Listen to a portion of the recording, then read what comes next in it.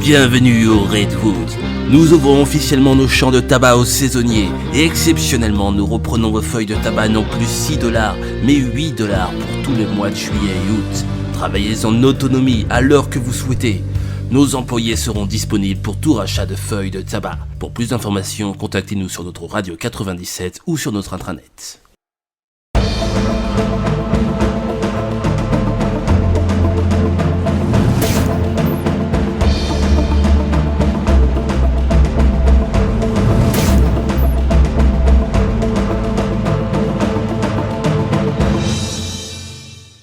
Bonsoir Jamal et bienvenue à toutes et à tous. Bonsoir Madeleine. Dans l'actualité de cette semaine à New City, explosion de l'inflation, les citoyens tirent la sonnette d'alarme.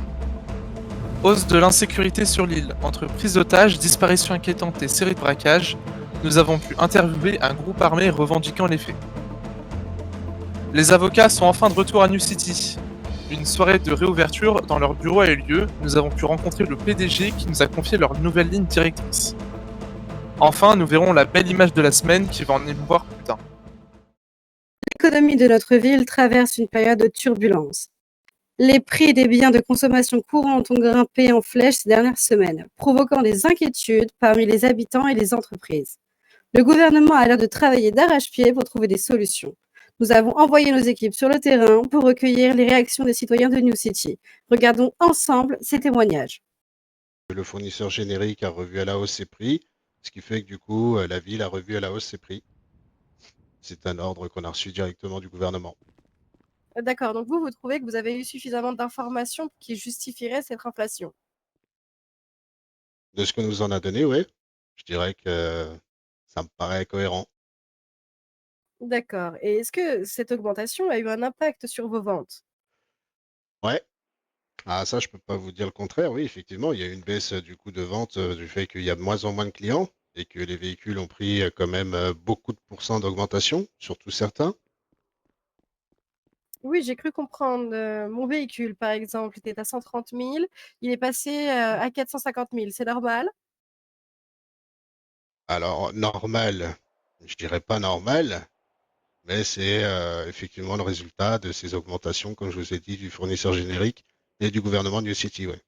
Yo, les man, moi je trouve ça inacceptable. Je suis un petit du hood, j'ai toujours grandi dans le hood, j'ai pas d'argent et maintenant je me retrouve à me balader en BMX les man parce que je peux pas acheter de bagnole. J'ai pas de travail, c'est horrible les man. Ça se fait pas ce que vous avez fait le gouvernement, ça se fait pas. D'accord, donc vous trouvez que cette augmentation est injustifiée? Ouais man, on gagne pas assez d'argent nous pour s'acheter les bagnoles. On peut que regarder les gens passer devant le quartier avec les bêtes de bagnoles. Nous on a rien. Alors et vous, que pensez-vous de cette augmentation? Bah, déjà, je comprends pas pourquoi ils ont augmenté les prix des véhicules, déjà qu'ils étaient astronomiquement chers. En tant qu'imbécile d'acheteur de véhicules, j'ai acheté une Italie GTO que je ne pourrais pas revendre par le futur. Du coup, je suis assez dégoûté. Bon, après, ça reste de ma faute, mais même, nous, on travaille dans la rue, on charbonne plus que certaines personnes qui travaillent au gouvernement et on gagne 100 fois moins qu'eux alors qu'on se donne vraiment les moyens de réussir. Euh, et voilà, jusque-là, c'est la merde en soi. Je pense que c'est un bon moyen de régulariser l'économie actuelle de la ville au vu qu'elle est haute et vu que l'argent dort sur les comptes des citoyens de la ville. Cette inflation, j'ai envie de dire que oui, on l'a subi de plein fouet comme malheureusement toutes les entreprises. Après, j'ai envie de dire, nous, tout ce qu'on fait, c'est actionner quand on nous donne des règles. Donc, nous n'avons pas le choix, nous devons suivre, bien que ça nous impacte dû à l'augmentation, que ce soit au niveau des prix des véhicules, quant aux pièces des customs qui, elles aussi, ont forcément augmenté. Étant donné que les customs sont basés sur le tarif du véhicule, donc plus le véhicule coûte cher, plus les pièces coûteront cher. Forcément, si les véhicules augmentent, les customs augmentent forcément derrière. Pour le même véhicule, j'en ai acheté un deuxième et il me semble que ça a augmenté de 10 ou 15 000 $, ouais. Donc oui, j'ai remarqué une inflation Assez importante. assez importante, effectivement. Je pense que pour le citoyen moyen, 10 ou 15 000 $, ça peut être compliqué à rajouter pour juste un véhicule. Oui, bien sûr. Avez-vous remarqué des augmentations sur d'autres choses que les voitures? Le carburant, oui, le carburant, il me semble. Je crois D'accord, que le... l'essence aurait augmenté? augmenté aussi, d'après vous? Je crois, je suis pas sûr, mais je crois que le plein d'une Italie GTO avant c'était 95 $ ou 96, c'est passé à 109. Nous avons contacté le gouvernement, mais sans succès. Nous vous tiendrons informés des avancées. Montée de l'insécurité à New City.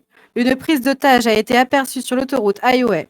Un groupe de motards composé de 10 personnes, visiblement avec un cuir inscrit LOS, échangeait 2 otages contre une liberté temporaire afin de se faire poursuivre par les shérifs sur place.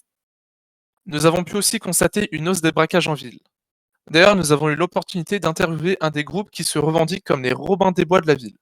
Ici les Audi Drivers. On braque tout ce qu'il y a à braquer et on attrape tout ce qu'on doit attraper. Attention à vous. Parce qu'à partir d'aujourd'hui, tous vos dollars ne seront plus en sécurité, ni vos œuvres d'art.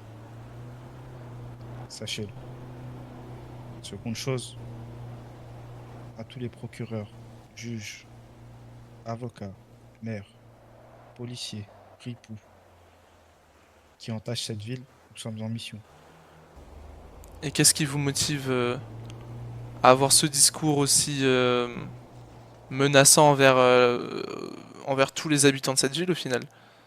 Vous nous trouvez menaçants? Bah un petit peu. Moi, je trouve qu'on est un peu les Robins des Bois. On prend l'argent là où elle est et on la redistribue quand elle est nécessaire. Le système ne nous convient pas. Alors on fait notre système à nous. C'est-à-dire que vous souhaiterez redistribuer aux plus pauvres? Je redistribue les cartes du jeu là où elle me semble nécessaire.